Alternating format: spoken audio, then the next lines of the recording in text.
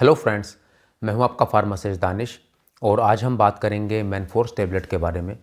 Friends, Manforce tablet को पुरुषों में इरेक्टाइल डिसफंक्शन यानी कि नपुंसकता को ठीक करने के लिए यूज़ किया जाता है।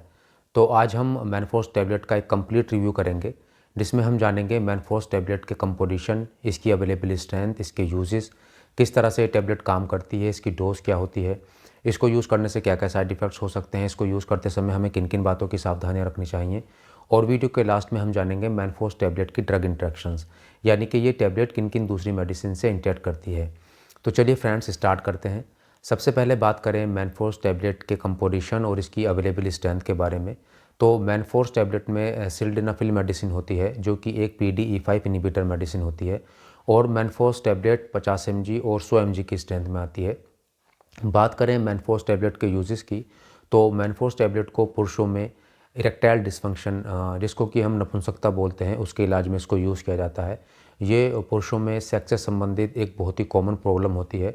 ये एक ऐसी प्रॉब्लम होती है कि जब कोई पुरुष सेक्सुअल इंटरकोर्स के लिए जाता है, यानी कि शारीरिक संबंध बनाने के लिए जाता है, तो उसके सेक्सुअल ऑर्गन में, यानी कि उसका जो पेनिस होता है, उसमें जब प्रॉपर इरेक्शन नहीं होता है, यानी कि उसमें पर्याप्त तनाव, पर्याप्त कठोरता नहीं होती है, और अगर वो इरेक्शन आता भी है तो वो उसे लंबे समय तक बनाए नहीं रख पाता है, तो इसी को इरेक्टाइल डिसफंक्शन कहते हैं।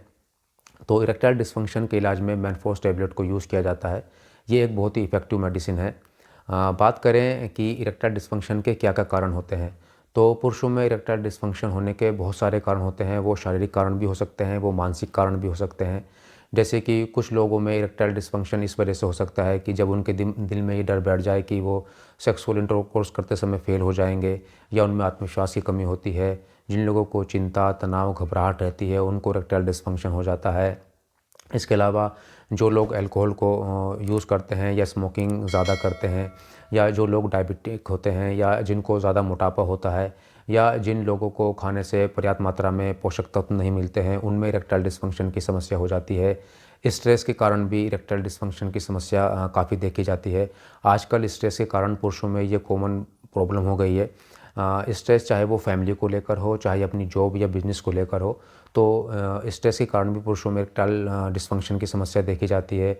हार्मोनल इम्बैलेंस के कारण भी पुरुषों में इरेक्टाइल डिसफंक्शन की समस्या हो जाती है। तो ये इरेक्टाइल डिसफंक्शन के कुछ कारण होते हैं। तो मैनफोर्स टैबलेट क्या करती है? मैनफोर्स टैबलेट में जो सिल्डेनाफिल मेडिसिन होती है, ये एक PDE5 इनहिबिटर मेडिसिन होती है।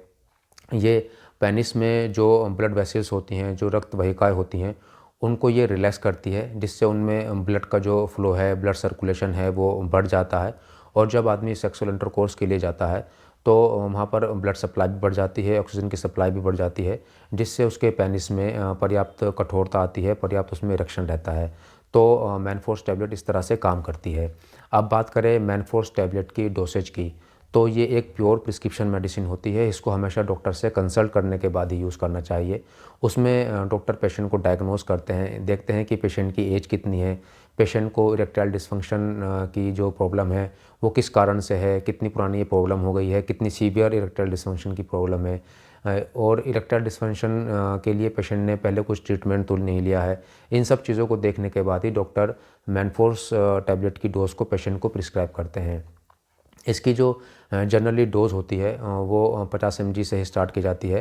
मैनफोर्स को शुरू में इसकी लोअर डोज से इसका ट्रीटमेंट स्टार्ट करना चाहिए। अगर आप एकदम से हायर डोज से स्टार्ट करेंगे, तो उससे साइड इफ़ेक्ट्स आने के काफ़ी चांसेस हो जाते हैं।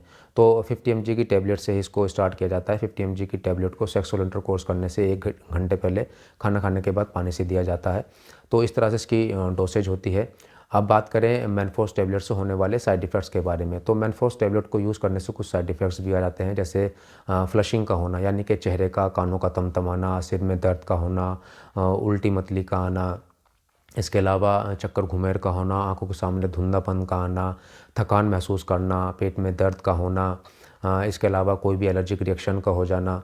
तो मैनफोर्स टैबलेट को यूज़ करने से इस तरह के साइड इफ़ेक्ट्स आ जाते हैं। अगर आपको इस तरह के कोई भी साइड इफ़ेक्ट्स आते हैं, तो आपको अपने डॉक्टर से ज़रूर कंसल्ट करना चाहिए।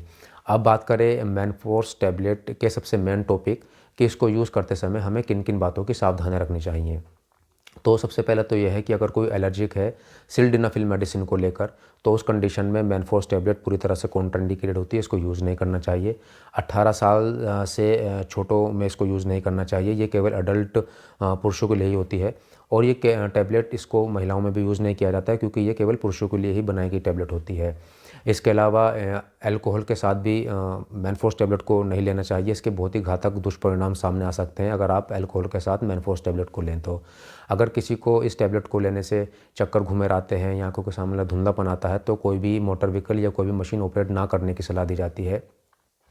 इसके अलावा जिन पुरुषों को एंजाइना, जो कि एक हार्ट रिलेटेड चेस्ट पेन होता है, और उस एंजाइना के इलाज में एक नाइट्रेट ग्रुप की मेडिसिन चलती हैं, जैसे कि नाइट्रोग्लिसरिन, आइसोसोर्बिट मोनोनाइट्रेट या आइसोसोर्बिट डाइनाइट्रेट, तो इस तरह की मेडिसिन के साथ भी मैनफोर्स टैबलेट को नहीं दिया जाता है, ये पूरी तरह से कॉन्ट्राइंडिकेटेड मेडिसिन होती है।